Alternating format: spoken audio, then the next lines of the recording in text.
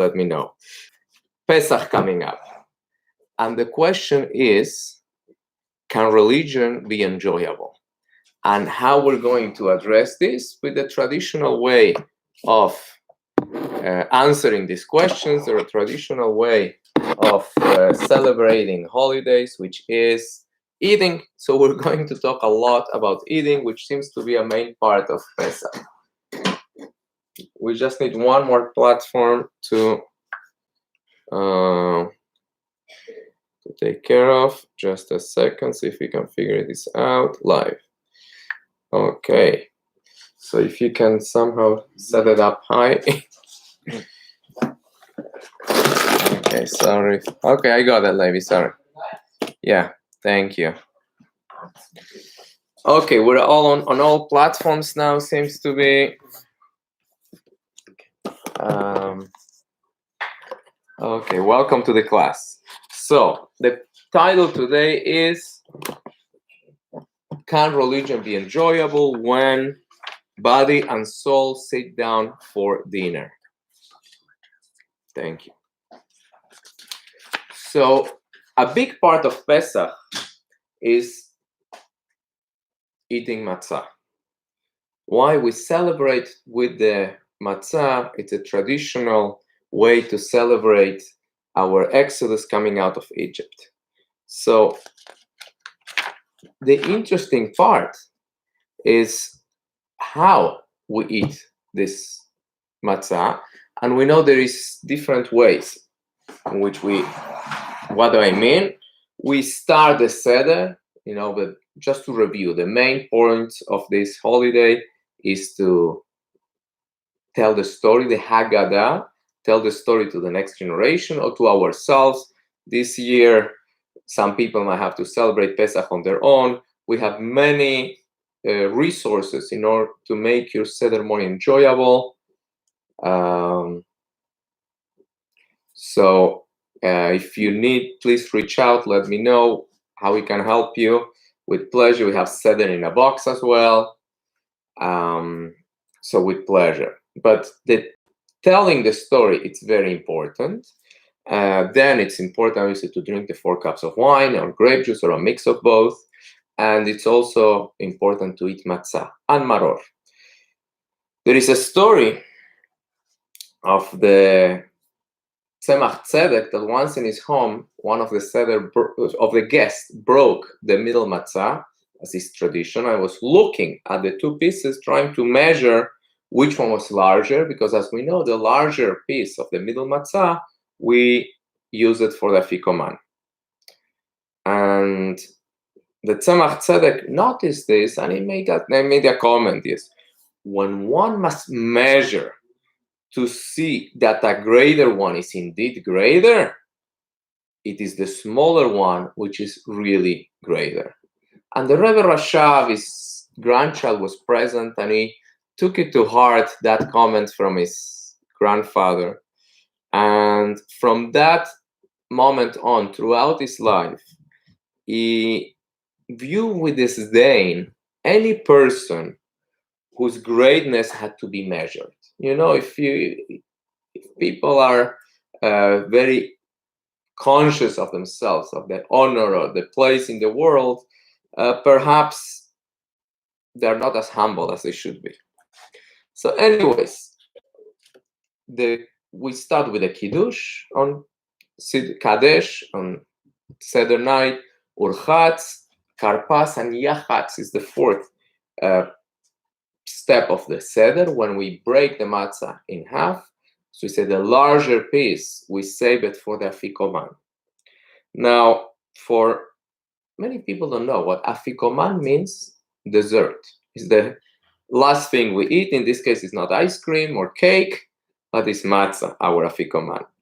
So once we do that, really we get started with the Seder, which is, as we mentioned, the main part to tell the Haggadah, tell the story, but it shouldn't be a book that you're reading and trying to get over it, but it should be a story that you tell, like when you're sharing an accomplishment in something you did in your life that you're very proud of. That's the way we should read the Haggadah and celebrate our freedom. After that, we eat the matzah, the maror, korech, the egg. We do a whole meal, and at the very end of the seder, the dessert is the afikoman. Now, in many homes they have a custom that, and then they try to get a prize for it. They say, okay, Father, you want to finish the seder? You want the afikoman? I happen to know where it is, but I would like a little reward. When I was a child, the rewards were simpler. Even a calculator was a big deal then, but nowadays, I don't think a child will settle for a calculator, but iPhones, iPads, I don't know, the stakes have gone up in the last decades. But the bottom line is we want to keep the kids awake and engaged and looking forward to what's the next step. So as a personal note, we like to do in our Seder things a little unexpected. There is a traditional things that people use for karpas to dip in the salt water, but many years we took a banana or another fruit and we dipped it in the salt water. Why? Because the children learn. They expect, you take potato, or some people celery, or some people, and that's what they dip in the salt water. When I see banana, I say, oh, what's going on? And exactly that's the reaction that we want to get from our children, that to expect the unexpected. The Seder has to be exciting, and to accomplish that, you have to prepare, you have to work hard. Now, in the text 1a, student page 192, again, if you don't have the books, I posted on Facebook and in other media the link for it. Please look at it. Text 1a, the Talmud from Pesachim. There is a whole thick tractate of Talmud that deals with Pesach and reads like this. Tanya Rabbi Eliezer Omer, חוטפים מצות בפסחים בשביל תינוקות שלא ישנו. Rabbi Eliezer says we grab matzot on the night of Pesach so that the children should not fall asleep. So the children are excited, they have to hide it. They think, oh, my father's going to have to look for it. There is adrenaline brought to the table, and they are awake and excited the whole night. Now, not everybody shares this custom. Rav Yaakov Emden, a famous Kabbalist from the 18th century, writes the following. There is a custom in Ashkenazi communities for the children to snatch the Afikoman. This custom can be traced to the Talmud, which state we grab matzot on the nights of Pesach. So he said, okay, there is a mekor, there is a source for this Ashkenazi custom, but then Rabbi Yaakov Chaim Bachrach, the author of Chavot Yair, he lived a few years before him, actually, in the 17th century, and he says, as much as this custom of hiding the Afikoman portrays our love for the mitzvah, because the father says, I'm willing to pay anything to get the Afikoman back, nevertheless, there is some grounds to protest and annul this custom. Why? Because we're teaching the children to steal, or we're teaching them extortion, whichever way we want to look at it. Yet, there is exceptions, and there is stories, there is events, even by Chabad leadership, by the Rebbes, where these things happen, as in text number 2. יש נוהגים שהתינוקות חוטפים את אפיקומן. The custom in some communities is that the children snatch the afikoman, which is thereafter redeemed for a gift, claiming that it's founded in the words of the Talmud, we grab matzot on the nights of Passover so that the children should not fall asleep. The previous Rebbe related that one time, as a little girl, the Rebbe's Maharash eldest daughter snatched the afikoman from her father. It seems that this was an exception, as the custom of snatching the afikoman was not practiced in the Rebbe's home. So, regardless, if you have the custom of stealing the afikoman or not, but really we realize that the afikoman, it's a big deal. Why? What's so special of afikoman? It reminds us of the Pesach sacrifice, of the Korban Pesach, which was the highlight of the whole Seder of Pesach. The Pesach is very much like a kind of like a PowerPoint presentation. I mean, something that it has to, how to take the matzah and your hand and say, matzah, so this matzah that we eat, what do we eat? And then you take the maror in your hand, says, this maror, why do we eat it? And what do we do for the Korban Pesach, the Pesach sacrifice, the delicious lamb that we will roast? We eat nowadays because we don't have a Bet HaMikdash, we don't have the great temple, we eat the Afikoman. So this is really the highlight of the Seder night. And that's why we eat it at the very end of the Pesach, when we're already of the Seder, when we're already full. Why? So the Talmud in Pesachim says, Chagiga ba'im ha'Pesach nechel tchila, k'dei sheyeh Pesach nechal al hasova. The holiday sacrifice, which went together with the Pesach sacrifice, is eaten first. So the Pesach sacrifice is eaten on a full stomach. So we don't want to eat the Pesach when we're starving, when we even have a little bit of appetite. We have to be fully satiated when we eat it. As the Mishnah says in Pesachim also, and maftirim achar Pesach Afikoman, and we read this on the Agada, and Rashi's grandson, also a great commentator, Rashbam, explains that the meat of the Korban Pesach, it's different from other mitzvot that we eat. This we have to eat like kings. We have to eat in a royal way. And kings, he says, they don't eat only when they're hungry. They often eat even if they're not. This is the text 3c on page 195. It is forbidden to eat anything after the Pesach sacrifice so as not to remove its taste from the mouth. And because it ought to be eaten at the end of the meal when one is sated. The same is true of all sacrifices, as the verse states, for distinction, meaning for greatness, the way that kings eat. So we have to make sure that we end our meal with the Afikoman, with that matzah that we eat at the very end, and we don't have any dessert, anything to eat. After that, we remain until the next day with the flavor of the matzah in our mouth. Now, Rambam writes the following. It is a rabbinic ordinance that nothing at all is eaten after the matzah, not even roasted seeds, nuts, or the like. Rather, even though one ate matzah and afterwards ate other foods, fruit and the like, one returns and eats a second olive size of matzah at the end of the meal and ceases eating. So this is the Afikoman. It's important to stress that the idea of olive size, people think olives are really small. Yes, they are compact. The matzah, in order to eat olive size of a matzah, nowadays our matzahs are very thin. So, and most say that you need to eat at least half a matzah of the matzah shmura.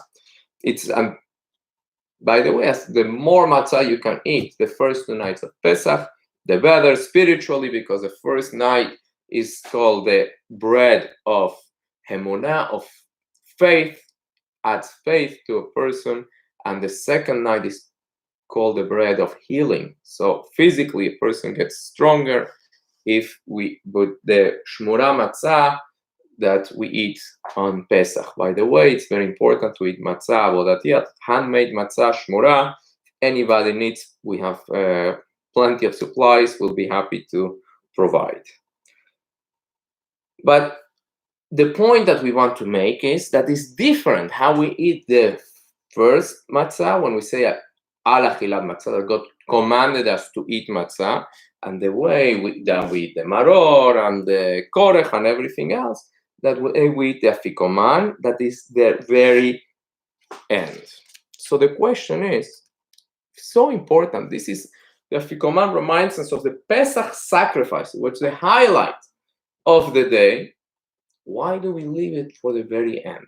It's like many people are looking forward to eat Bobby's brisket, or some people have their other delicacies. They don't eat it at the very end. They have a little salad, maybe a little soup, and then it's the main dish. So it makes sense that the Afikoman or the matzah that we to remember the Pesach sacrifice will be eaten at the very beginning of, not the very, at the main part of the meal, not wait till the very end. So we have a question. Now, to make the question even stronger, we're going to learn about eating on Shabbat. While the Afikoman we eat when we are fully satisfied with the food, on our Shabbat meal has to be exactly the opposite. We know that on Shabbat, we are supposed to arrive with an appetite. Friday afternoon, we're not supposed to eat, as the Tosefta says, לא יאכל אדם ערב שבת מן המנחה למעלה, כדי שייכנס לשבת ותאווה דברי רבי יהודה. רבי יוסי אומר, אדם אוכל והולך עד שתחשך. Okay, as always in the Talmud there is an argument. One opinion says Shabbat Eve, one should not eat anything after the time of the mincha service, so as to enter the Shabbat with an appetite. This is the opinion of Rabbi Yehuda. Rabbi Yossi says one may continue to eat until nightfall. So even though Rabbi Yossi says you could, but the halacha is like Rabbi Yehuda, that we avoid having a meal on Friday afternoon. And honoring that tradition, Jewish mothers for thousands of years have made big Friday night dinners because the families didn't eat anything on Friday afternoon, so they arrived from shul with a big appetite. So that makes sense. You don't eat, so come Shabbat, you enjoy a good dinner. So what's wrong with enjoying also the Pesach sacrifice once when you have appetite? Why do you have to wait until you're satisfied? So to understand this, we have to understand that we eat the Afikoman just for the sake of the mitzvah. So you have to understand a little deeper what is represented by the Korban Pesach.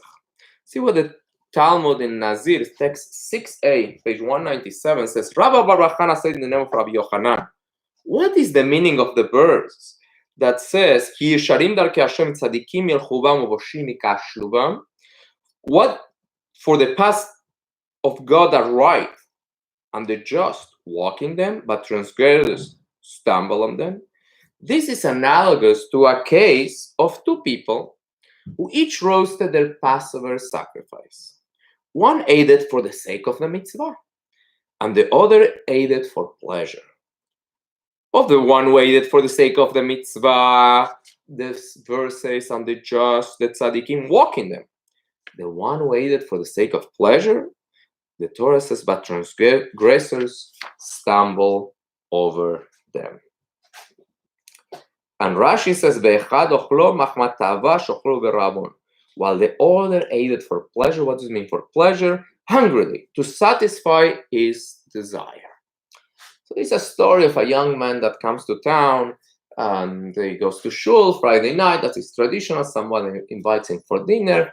A lovely couple they make kiddush, challah, start eating the salad, and they ask the traveler, "Where are you from?" So I come from Minsk. Oh, Minsk. I have my cousin Chaim uncle in Minsk. How is he doing? He says, "Oh, sorry to tell you, but he's not alive." Oi, says the host. I'm so sorry to hear that. Okay, they're already. So the young man says, "I'm sorry to inform you, but she's dead." Oi, I saw his cousin and friends. So after a while, while they're having the main dish, the man of the house says, "And how is my mechuten, Reb Moshe, the father of my son-in-law? I haven't heard from him in a while. How is he doing?" He says, "I'm sorry," the young man says, "but he's dead." So the couple, both of them, start crying and crying. He says, "What? How terrible! So many people died, and we didn't know." And the young man says, "Perhaps I should tell you," he says in English, "that as wenn ich esse, seien alle gestorben. When I eat, everyone is dead. There is nothing else in the world." When he was sitting, he didn't want to hear about anything. So Two people could be doing exactly the same thing. They're both eating the Korban Pesach, the Pesach sacrifice. One is a tzaddik, is doing a great mitzvah, and the other one is the opposite. So why? Because one is eating for God and the other one is eating for his stomach. So he's completely missing the point. So the difference is not what they're doing, because they're both doing exactly the same. The difference is what's in their mind, what's their kavanah. Now, the Rebbe writes on text number 7, the Pesach sacrifice must be eaten on a full stomach. Unlike the Shabbat meal, which should be eaten hungry to satisfy the appetite, one of the reasons for this is to demonstrate that the Pesach sacrifice is eaten for the sake of the mitzvah, not for the sake of one's body pleasure. So much so, the body's interest is completely ignored, even if the body is full and doesn't want to eat more. One nevertheless eats the Pesach sacrifice with the same gusto as he would if he were hungry. Furthermore, even though one is not angry when eating the sacrifice, nevertheless, it is eaten with tremendous joy, as if he was starving. So, we learn from here not all mitzvot are difficult. Some are quite enjoyable. But enjoying a mitzvah is fine.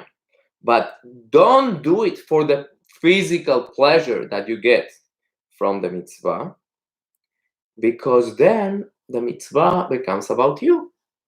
And mitzvot are about God, how you're connecting with Him.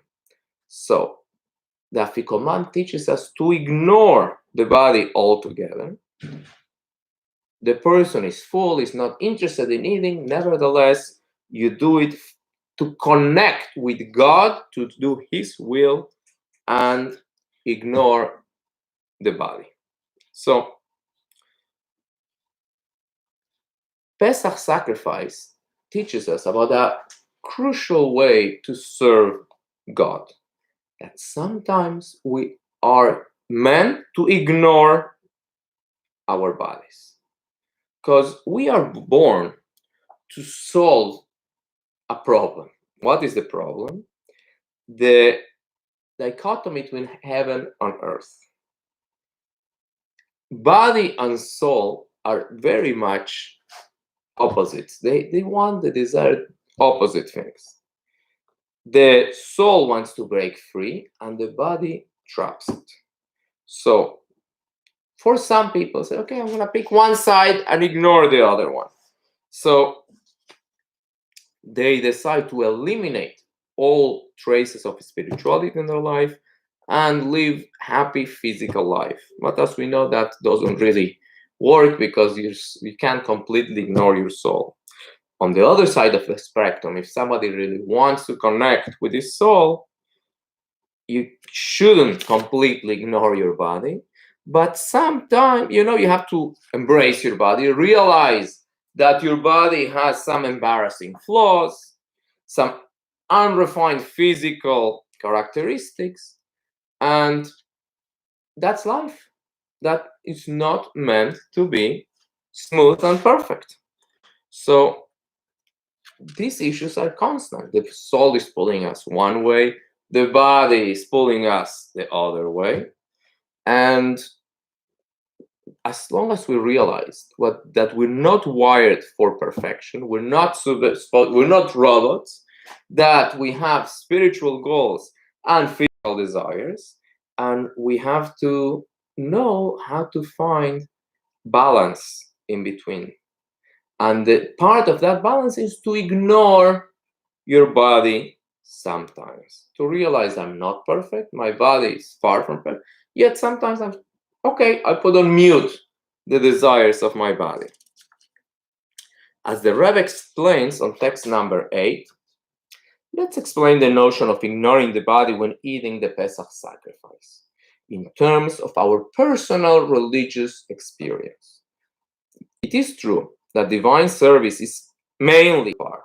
Regardless, one ought to serve God with fervor and joy, thus ignoring the spiritual imperfection of the body. As the Rebbe writes in Tanya, true, the body might be abominable and loathsome, yet let his divine soul be more precious to him than his body, and rejoice in the observance of the Torah and mitzvot without letting the sadness on account of the lowly state of the body interfere with or disturb the joy of the soul. As explained elsewhere, it is possible for a person to have weeping in one side of the heart and joy in the other side. In other words, instead of being sad on account of the body, it's better to rejoice on account of the soul. And the fact is, neshama shenatata avi, the horai, the soul that you have placed in me is pure. So every time you do a mitzvah, the soul is dancing, is experiencing bliss, it's throwing a party. Oh, your body has issues. You'll work on them. You don't have time to do that. Ignore a little bit the body when you're doing a mitzvah and don't let the body ruin the party.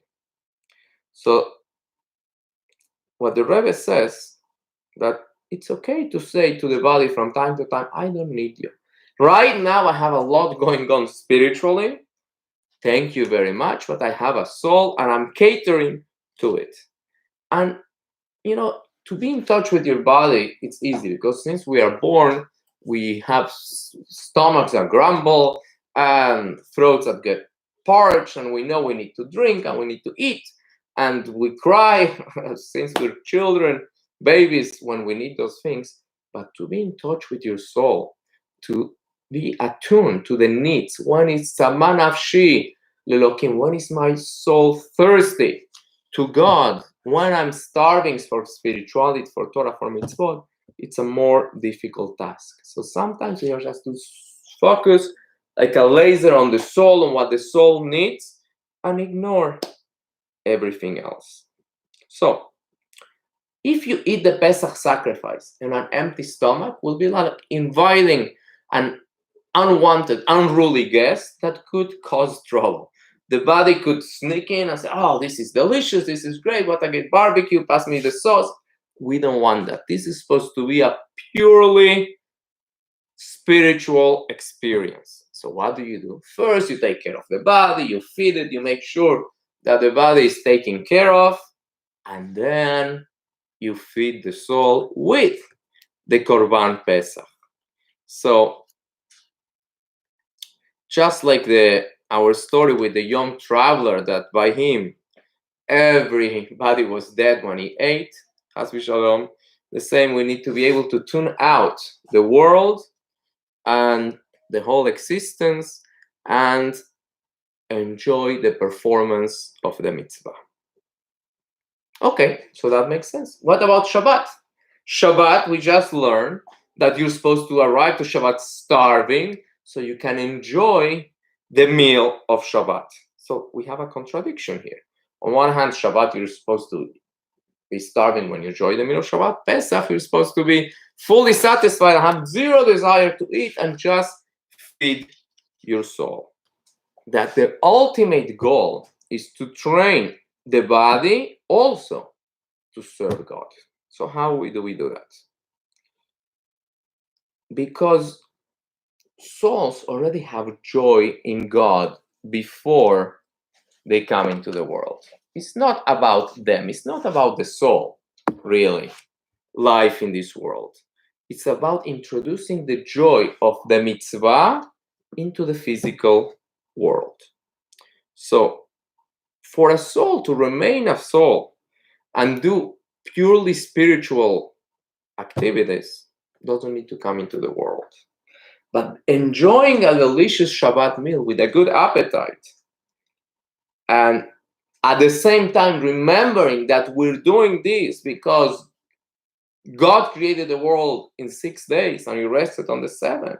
This is the joy of Shabbat, to participate with our bodies as well and enjoy Hashem's presence. As the book of Isaiah writes, אם תשיב משבת רגליך עשות חפצך ביום קודשי, וקראת לשבת עונג, לקדוש אדוני מכובד, וכעבדתו מעשות דרכיך מצוא חפצך ודבר דבר, אז תתענג על אדוני ויקרתיך על במותי ארץ, ואכלתיך נחלת יעקב אביך, כי פי אדוני דיבר. Which means, if you restrain your foot because of the Shabbat from performing your affairs on my holy day, and you call the Shabbat a delight, the holy of God honored, and you honor it by not doing your wanted ways, by not pursuing your affairs and speaking words that are from the weak, then you shall delight with God, and I will cause you to ride on the high places of the land, and I will give you to eat the heritage of Yaakov your father, for the mouth of God has spoken. So, we have to, this is a very deep text. So, when does God raise a person and gives him the heritage of Yaakov our father? It's not just when you keep Shabbat, but when you delight on Shabbat. Is when a person really gets pleasure, body and soul, not just from enjoying a good day of rest and a good meal, but from davening, from studying Torah, then is granted a portion of Yaakov. There is a fascinating story about the Baal Shem Tov, that he was given the opportunity to see what is Olam Haba could be, what is paradise, is Gan Eden would look like. He says if he kept Shabbat to his full potential. And I says, amazing, sure, I would like to see it. I imagine if you get to see the reward of keeping Shabbat, then you'll be motivated, you'll keep Shabbat even more. So he's in a very deep state of meditation, and he feels as his body, his soul leaves his body and elevates itself, and he goes through one palace of Gan Eden and another palace and another, and he arrives, a long story, I'll make it short because I want to keep my classes online short. He arrives to the most beautiful place, and he sees a golden throne with diamonds, and he says, this is there is two chairs. There is one chair of the person that has the most beautiful Shabbat experience, and another chair of the person that,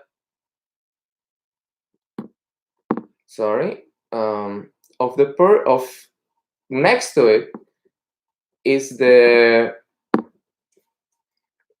chair for you if you keep Shabbat the best. So he is so happy, so beautiful. This is, if I keep the Shabbat the best, I can be here. And he comes back to his body and he says, but I really would like to know who this person is that has the most beautiful Shabbat. So, as we know, the Baal Shem Tov had special carriage. I would story short, he arrives to a town where he had never been before, and he asks this person that was shown, this is the person who has the best Shabbat reward. I would like to spend Shabbat with you. I said, sure, you're welcome. But let me warn you, we're not a very religious home. He says, sure, no problem. Friday night, no Kabbalat Shabbat, no service, no prayers, no Kiddush, nothing, no kosher food even. So the Baal Shem Tov had two challahs with him. He opens one and that's what his meal is. Shabbat morning says, I'm sure of something. No davening, no Torah reading, again, not even kosher food. Very simple, nothing spiritual. And the Baal Shem Tov is getting concerned, says, what? And he starts a wild party in this house.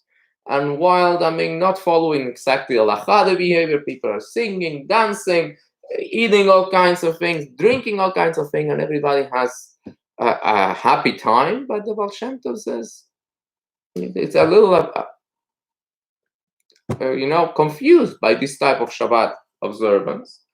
And at the end of the Shabbat, says, it was very interesting. Tell me more about yourself, about your Shabbat. Says, listen, both my parents, I lost them when I was very young. I didn't learn anything about Judaism, but one thing I know, that on Shabbat they wanted to enjoy, to make people happy, to have guests. So this is what I do.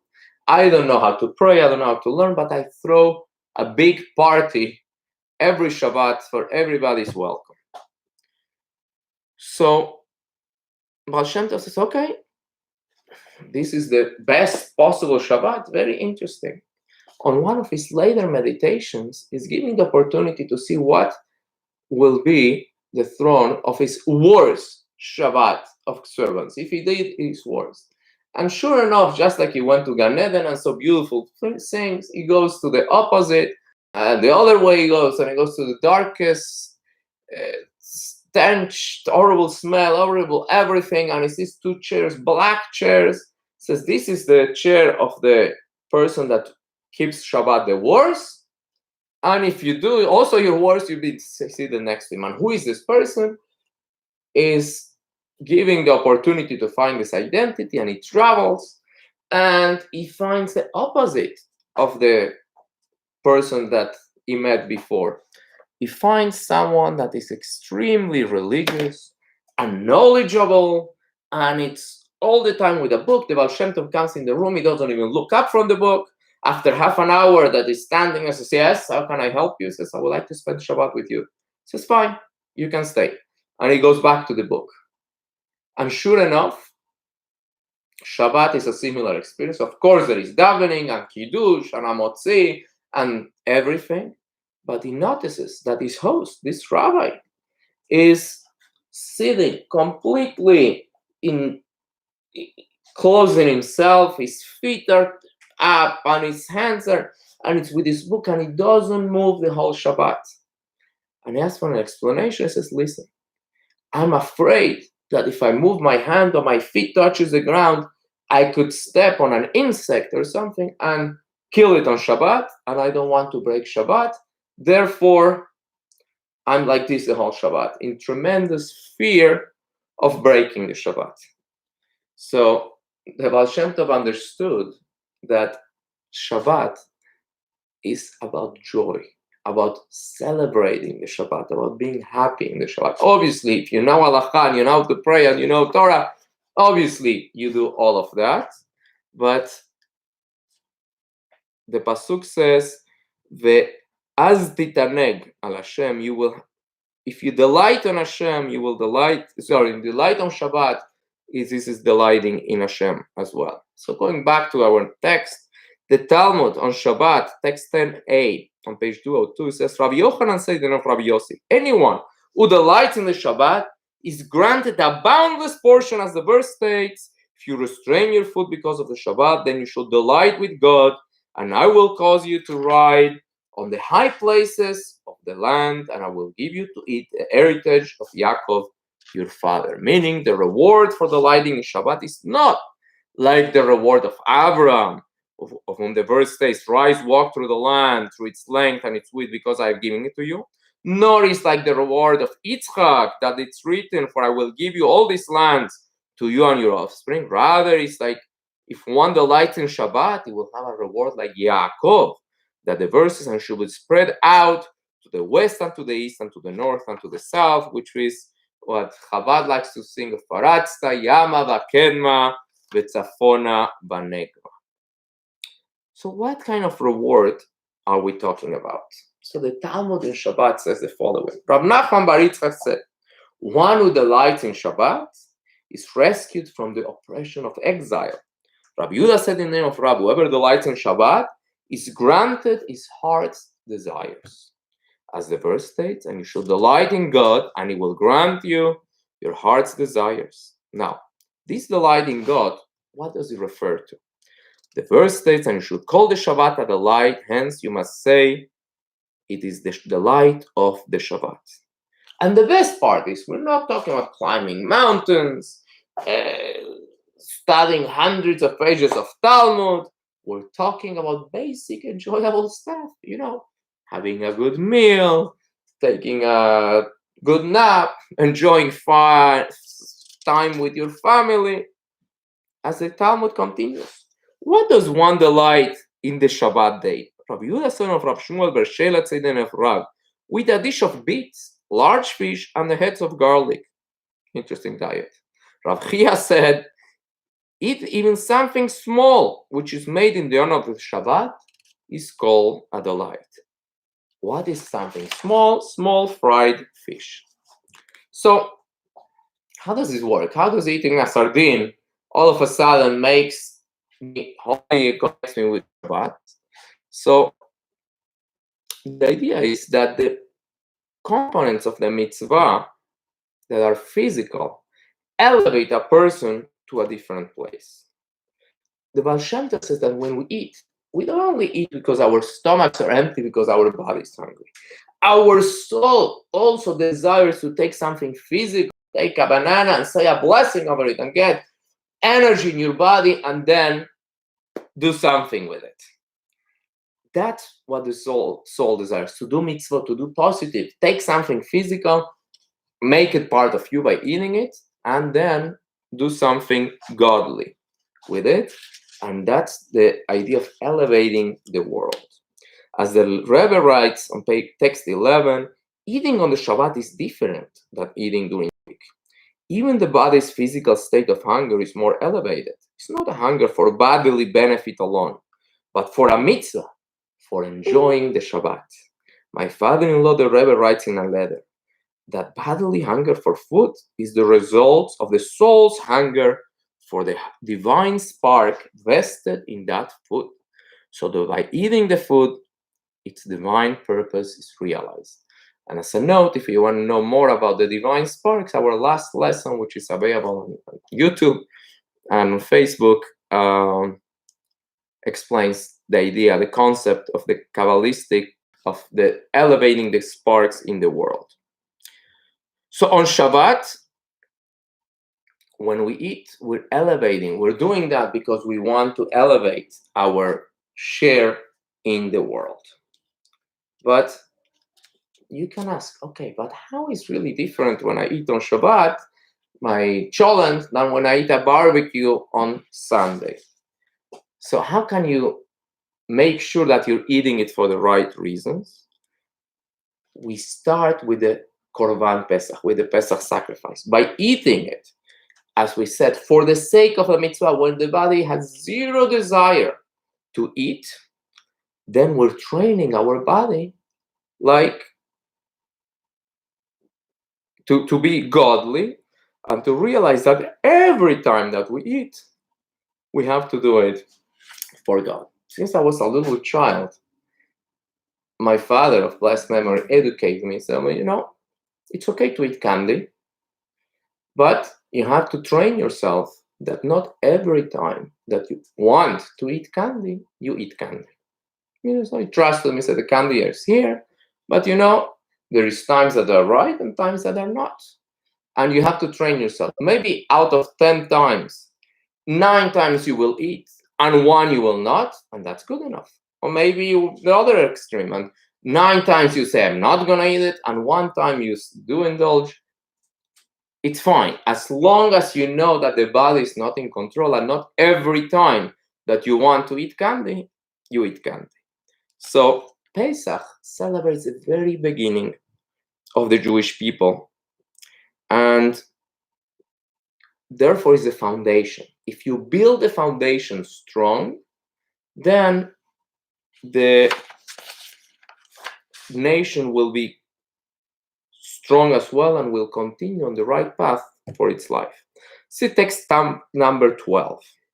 It's explained in Tanya, celebrating the soul while ignoring the body is a form of exodus from Egypt, as what happened on Pesach. As the verse says, the nation fled. Ki barach ha'am, because the evil in the Jewish people was still then in full force in the left part of the heart. At that stage, the goal was to extricate the godly soul from the imprisonment in the impurity of Egypt. As we know, the mitzvah is to go every day out of our Egypt, our limitation, what doesn't allow us to serve God with a full heart. In other words, the time of reckoning with the spiritual status of the body is throughout the year.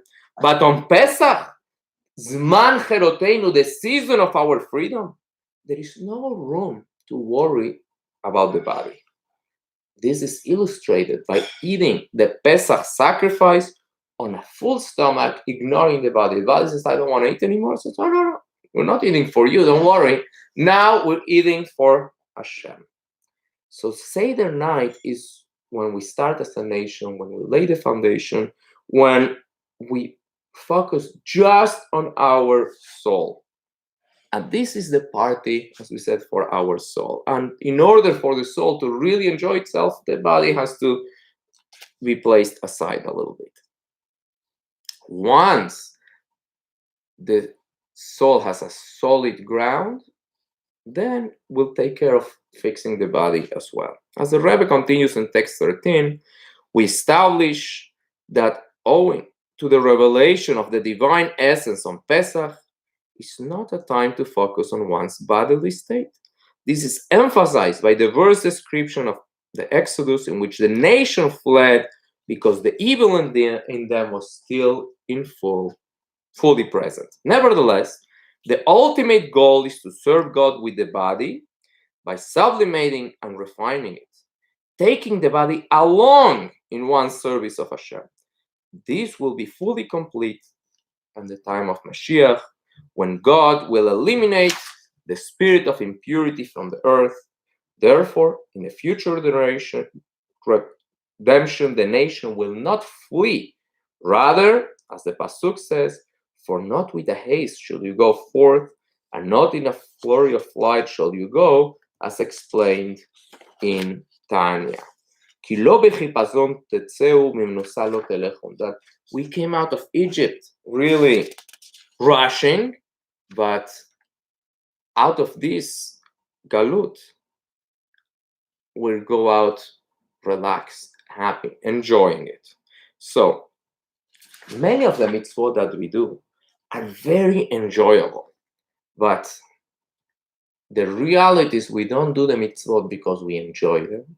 We don't keep Shabbat because it's such a great thing to have a day of rest. We do Shabbat because God commanded us to rest on this day. So Pesach, Zman Cheruteinu, is the time to free ourselves from all the limitations of the body and to really connect with our souls, with our deepest feelings in our right side of our heart, that is our godly soul, resides, and choose to connect and to serve Hashem with all our mind, with all our heart, and with all our bodies. And if you master that, if you're able to do a Seder of Pesach, that way with the love of Hashem, then the rest of the year, the service for Hashem, that will follow in a very smooth and easier way. So, how do we make sure that on Shabbat we are enjoying it as we should? Because God says, because on Pesach we ate the matzah and enjoy it so much, not because of the physical taste. Some people complain that matzah, shmura matzah doesn't have the best taste. I agree, there is things that taste better physically in the world, but nothing tastes better spiritually than matzah shmura on the night of Pesach. Why? Because it's the only time that we get to say, Asher kitshanu b'mitzvotav v'tzivanu al achila. The only time that we get to say, thank you, God, for commanding us to eat. Should we say it twice? We say it on the maror, which is bitter herbs, but physically perhaps they don't taste so great, but spiritually they taste so beautiful. And it's to appreciate the taste of freedom. You taste the maror, which is the bitterness, and then the freedom tastes so much better. You know, for so many of us, just going out of our front door these days is the taste of freedom, because we are confined, supposed to be home. So may it be the will of Hashem that we find joy in our relationship with Him, that we enjoy the Pesach, the Seder, the utmost. These days there is not much of a choice but to be together and enjoying our families, and it's a great opportunity, as I mentioned in another video, to show our kids how much we love them. Chas v'shalom, never to say, oh, it's so difficult, this homeschooling, it's a beautiful opportunity to spend more time with them, to show how much we care, how much we love them, how great it is to study with them, and may we make the most out of these challenging times, and may Hashem remove this Mitzrayim, this oppression, that's limitations that we are experiencing. As we know, the darkest point of the night is just before the day starts. We are in the darkest moments of Galut, but this is because Mashiach arrival is imminent. May we all celebrate Rosh Chodesh already, starting now in Yerushalayim, bringing the sacrifices to Hashem, bringing the Korban Pesach this year, and we will all enjoy the building of the Beit HaMikdash together and Mashiach very soon. Amen. Thank you for watching.